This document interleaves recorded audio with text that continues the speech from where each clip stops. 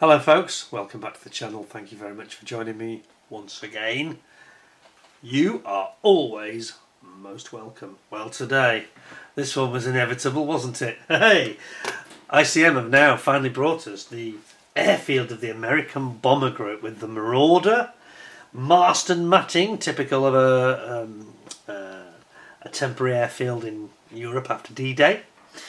And of course the Marauder bomber crew as well in 48 scale. So it's kit 48327.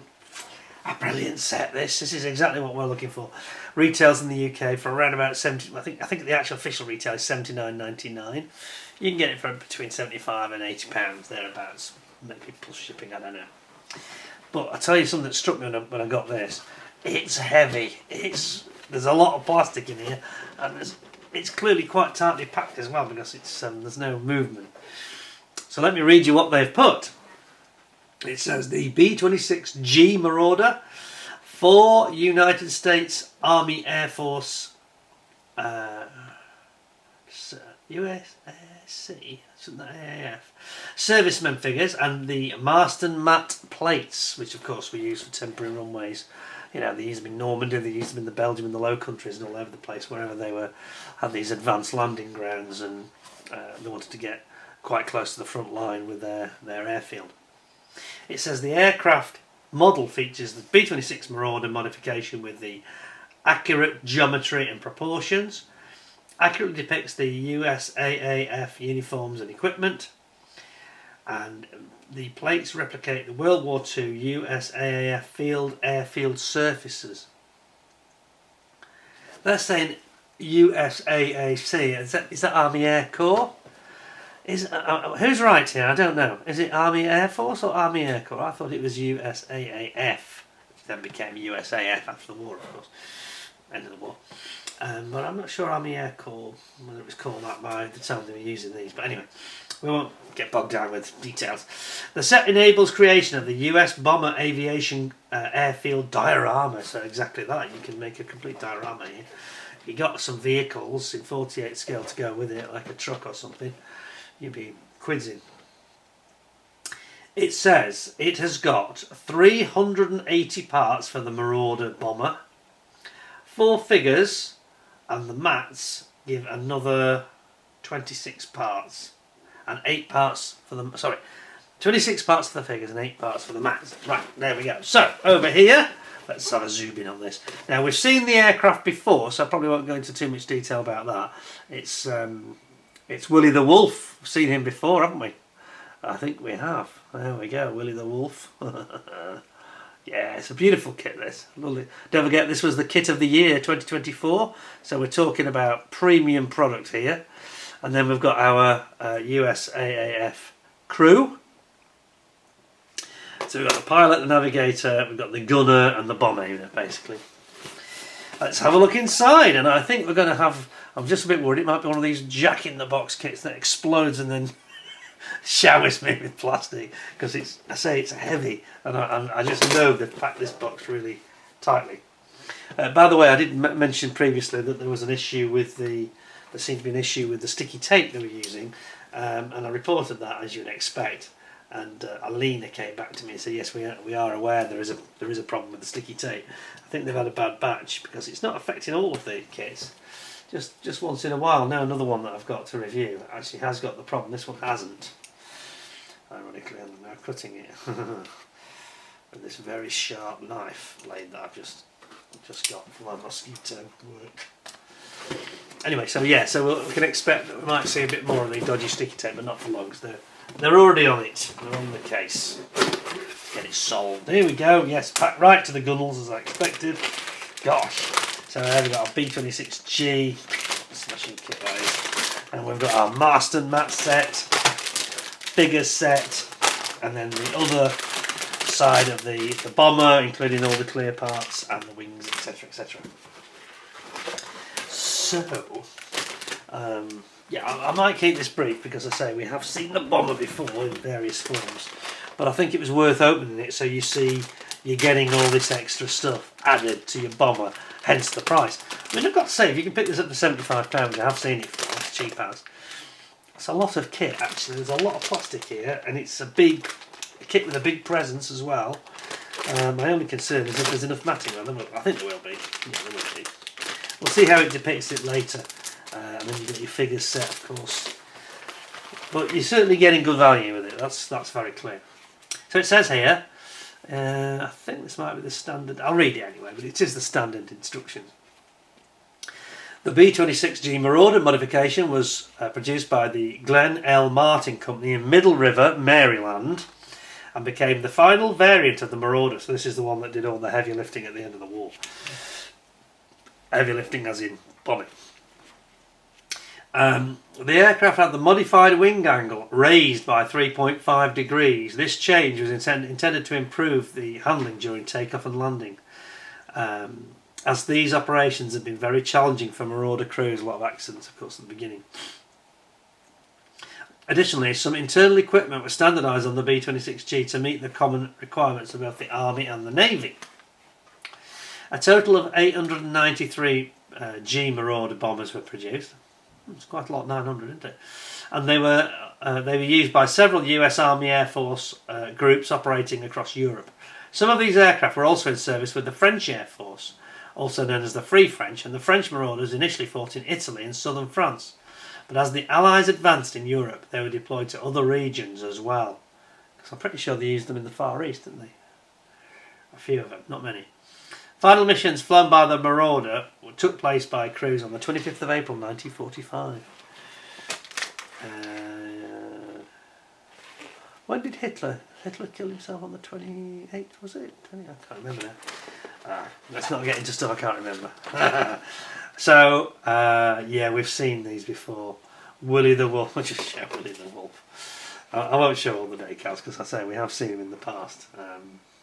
So I'll sort of flash over this and get to the Marston mats, I think. Willie the Wolf is here. Look at that. Great. Nose art, brilliant. You've also got, you know, Shark's Mouth. And you've got Margie or Dolores.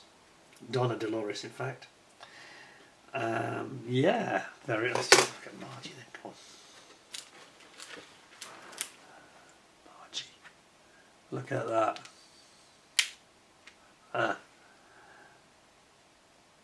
Nice decals, very nice. I don't think these are the Edward ones, but I'm not absolutely 100% sure. Anyway, just flicking back, so we've also got there's basically 3 instruction sets in here, of course, because one of them is for the model aircraft and the other is for the figures and the Marston mats. So if I just flick to those, because those are probably perhaps the more interesting in this particular kit. Does it show it? Yes, here we go. This is what I wanted to show you. So it shows it relative to the aircraft. So you can buy this as a separate set, don't forget. If you want to buy more, you want to make a really big diorama, you can buy them as a separate set. I think it's only about 10-12 pounds or something like that. Not expensive at all. And they have this interlocking sort of tongue and groove style. They interlock, as you can see, giving you a full width, and then you've got 4 lots of that. So there's actually 8 pieces in the set that interlock to give you 4 lengths, 4 runs, and that's how your B-26 Marauder fits onto the set at the end. So I might be tempted, if it was me, I think I might be tempted to get myself another set, or another couple of sets, you know, for the sake of 20 quid you could probably get 2 sets, and you can make it quite a big area and put some vehicles and some figures on there, you know. Very nice. And there it is on the back, just showing you what it is, and it just recommends gunmetal. They recommend, yeah, it would be, wouldn't it? Okay. Then we have got our figure set for our crew, and obviously this is a really nice set because you can finally have your Marauder properly animated with your crew on board, and you could have maybe do it in flight. All we need is one of those super stands or similar, don't we, to and just close it up. So that's something perhaps I need to talk to Gino about. See if we can get super stands. We did speak of it briefly already, and he did say it was something he was going to look at, so you could put the whole thing in flight. Because I think that would really give you something different.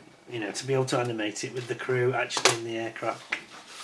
That's what a lot of us have been wanting for quite some time from our manufacturers. So, well, we've seen the crew recently already, so I think we probably won't. Yeah, we won't. Come on. It's only one sprue, isn't it? I think that they're so nice, these. It's always worth having them. I'm going to put that aside because that we have seen a number of times, the G. But we'll get this, get these guys out. I think if I was going to buy the kit, I would definitely buy it probably in this form with everything. You know. Oops. Oh, slight issue with my tape has detached for some reason. Here we go. So this is your crew. Let's get them zoomed in nice and close. I love the detail on these when they've got like the little, like the captain's peaked cap. Look at that. Isn't that nice?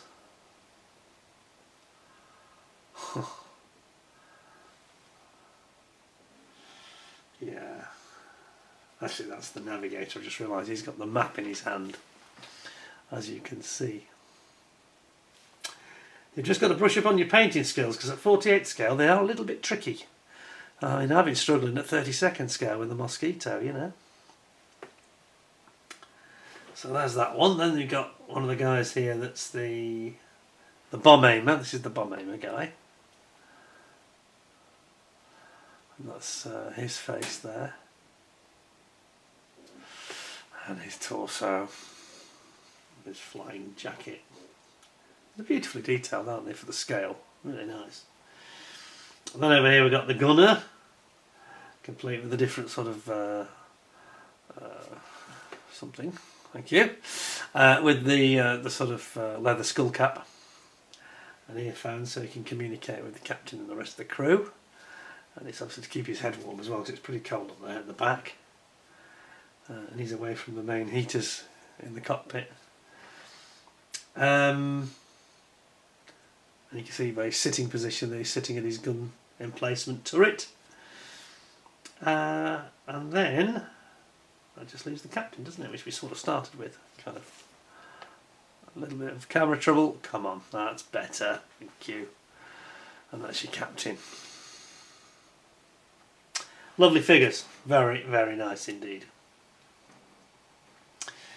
I think ICM are becoming one of the best figure manufacturers in the world, frankly. For sure.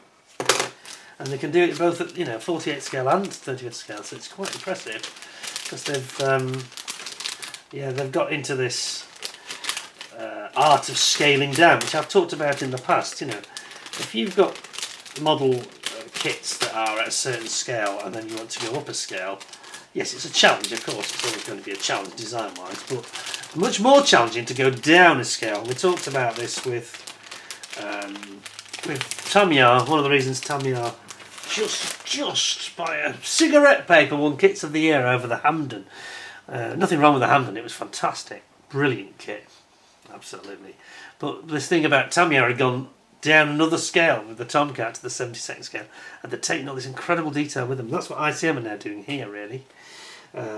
It's very impressive when you can get that level of detail, you know. And as I say, I'm being challenged because I'm probably not that great a figure painter, and it gets, for you too, for you and me, it gets more challenging to paint them as well. Oh, doing their eyes, you might as well forget it at this scale, really. I think you're getting to the point of almost impossible. But there are those amongst you with very fine brushes and very fine eyes that can do it, but yeah, I struggle a bit, I must confess. And then we've got our Marston map, which we'll also have a little look at, something a bit different. 48 scale. So just take a couple of them out. Whoa! And you can see they're basically, yeah, they're just interlock like that. So we've got, is that a little bit bowed, or is it my imagination? Slightly bowed sprue there. It's just one of them, the other one's alright. This one's slightly bowed. So they just interlock, literally, they just slide together. You just put a spot of extra thin in, you know, and that's it. You've got your mats. And then you get 1, 2, 3, 4 of them, and you've got a base. Yeah, I think 6. Another row would be better. I get some more. I'd be very tempted to. It's not essential, but if you want to put figures or a vehicle on it, then you probably need a little bit more. So, but it's almost like a taster, isn't it? You think, oh, I like these, yeah. And once you paint that with your gunmetal, and then you put a wash on it, something like, I don't know, flory dark dirt. It doesn't have to be flory, but you know, a dark dirt wash, something like that. And then you just carefully take it off a little bit, and you'll end up with a lot of the grime will stick into the reset and look very realistic, like a slightly muddy airstrip, you know. And it will just lift it really nicely, I think.